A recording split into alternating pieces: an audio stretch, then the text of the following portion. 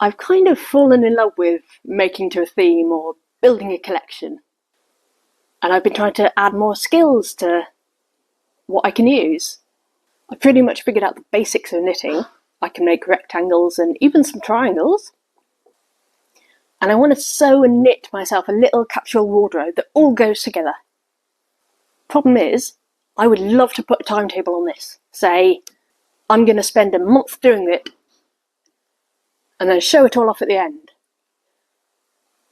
But I'm a slow knitter and I have no idea how long this is going to take. So I'm just going to keep sewing things to the theme until I have a jumper.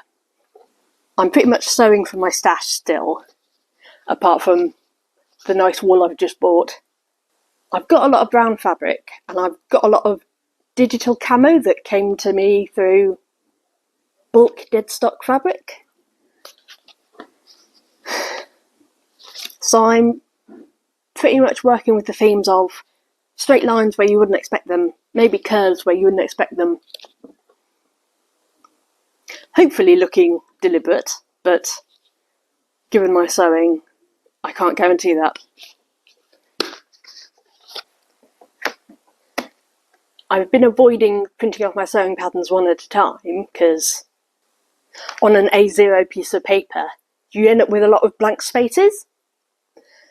It's taken me this long to realise that when you're printing from a paper roll, the length of the piece of paper is the same as the length of string.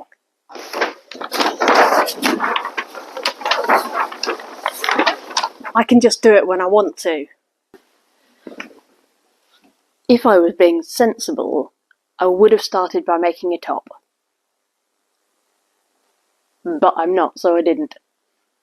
I've got a pretty basic skirt pattern that I want to do with some little details on the bottom. And it was originally 2 pieces, but I realised that the side seam is basically a dart, and the only reason you actually do it as a side seam is because they've got a dozen different sizes that we've got to do. So, fit. Plus, I love this fabric and I need it as a skirt. And it was only 108 centimetres wide, while my pattern was 108 centimetres wide. I've basted all my darts together because they tend to go a bit wobbly if I don't. And it doesn't actually need that much more work.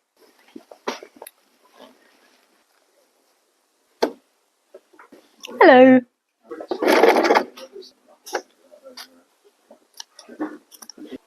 Anything properly fun will be in the little yellow cupboard.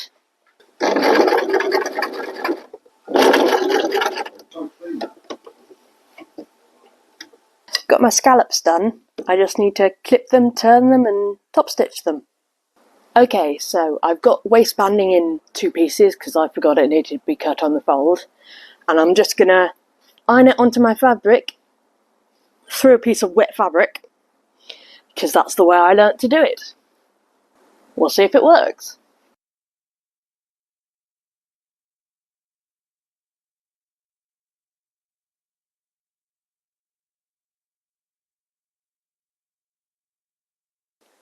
Hey there then.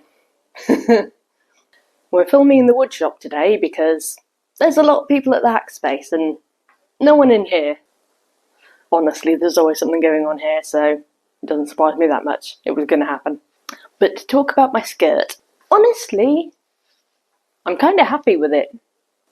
It looks a bit more Fred Flintstone than I was going for, and it is very yellow, but I did something I hadn't done before, and I'm kind of proud of myself. I definitely learned a lot about putting the waistband. I cut the piece of interfacing too long, and that just made it really hard to fold over. And I made the mistake of sewing down one side of the zip and up the other, so it's a little bit wonky. Nothing I couldn't fix with some hooks and eyes, but I've learned something for next time. I've actually been off work for the last week or so with some medical problems, but I'm going to be going back now, and I'm happy to be doing that again, but it does reduce my crafting time. I'm going to try and put up a video every week, but I think I'm going to be doing more pattern drafting and design stuff to fill the gaps. I've been seeing a lot of people talking about making your own patterns and drafting patterns on the YouTubes, and I'm thinking I might show what I can do. I'm not an expert with the pattern drafting, but I'm learning the software, and if anything, I can stop people from making the same mistakes that I've made. Come by next week and I'll show you how to make some simple blocks on the computer using only free software, because I'm cheap, and hopefully I can do at least one other person some good. Subscribe if you want to see that, and like if you're enjoying this. Bye bye!